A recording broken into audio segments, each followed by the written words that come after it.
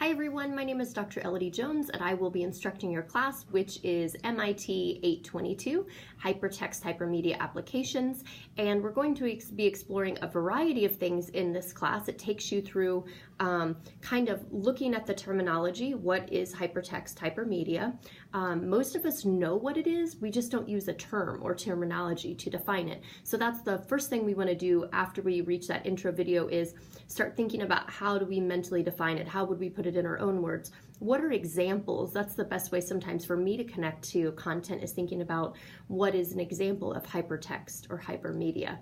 And then putting that into the context of how do you use it in your classroom, or how do you use it in your current job role, because not all of you are teaching right now, or not all of you actually have a classroom. Some of you are instructional designers or design educational content for online and various uses. So I want to make sure that you have a solid foundation in kind of what we're talking about, and then we're going to move through a variety of activities that have to do with hypertext hypermedia, really get you to thinking about how this may be used in the classroom, how it's currently being used, and how to use it in more responsible ways, like using citations and various things like that that we kind of overlook, especially as educators. We tend to, or I have always kind of had this mindset, because I'm in education, it must be free, I don't need to cite it, I can use whatever I want. Well, if we want our students to be good stewards of information and to be good digital citizens and 21st century learners, the best way to do that, I believe, is through modeling. And so I have made an active effort to go ahead and change a lot of the things that I do in my class that actually model good practice.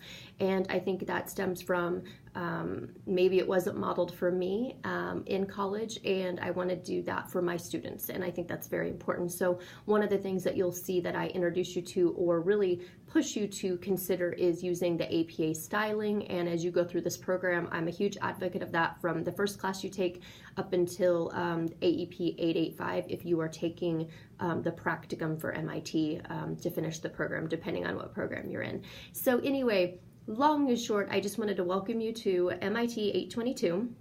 I also want to tell you just really quickly that it's important that you engage and that you're active with individuals in the class, that you're commenting, that you're holding conversations. I don't go through and count the number of times you interact. What I look to do is I look to see that you're interacting and that you're potentially learning from one another. And I think that's the powerful part of discussion boards, is the interaction and bringing new knowledge and information to one another that we maybe hadn't thought of, or that we simply didn't know.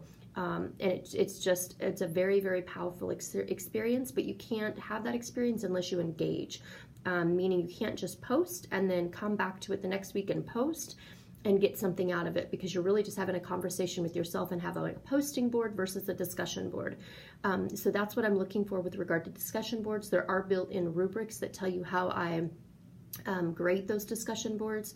And lastly, I just wanted to tell you a little bit about myself. I used to be a high school business and computer teacher. I've run multiple computer labs, and I had a chance to finish my master's and my Ph.D. at KU. And during that time, I was not teaching. I was actually teaching on campus, and I was teaching undergrads that were getting ready to student teach. And I taught in a lab setting where I was teaching the integration of technology into the classroom for elementary and secondary, soon to be elementary and secondary educators. So that is my experience. And then I've also been in teacher education, and in teacher education here at Fort Hays, I taught courses in assessment, in curriculum, in educational psychology, very generalist courses, but I'm a huge advocate of understanding and really honing in on assessment and data. And so there's times that you'll see that kind of come through in my discussion. And right now I'm in advanced education programs, and I'm actually teaching in the area that I have my master's and PhD coursework in, and that is instructional technology. I'm a huge fan of integration of technology and utilization of technology in the classroom. However, I feel that it's a tool that's just like any tool in the classroom, and that there's a time and place, and it should be seamlessly integrated. You should not let it take over the technology unless that is the objective or one of the objectives for your class that day or that week. So anyway, I will wrap this up. I'm getting into the 5-minute mark. I will talk to you soon. I've enjoyed your introduction videos, and you have a good week. Take care. Bye.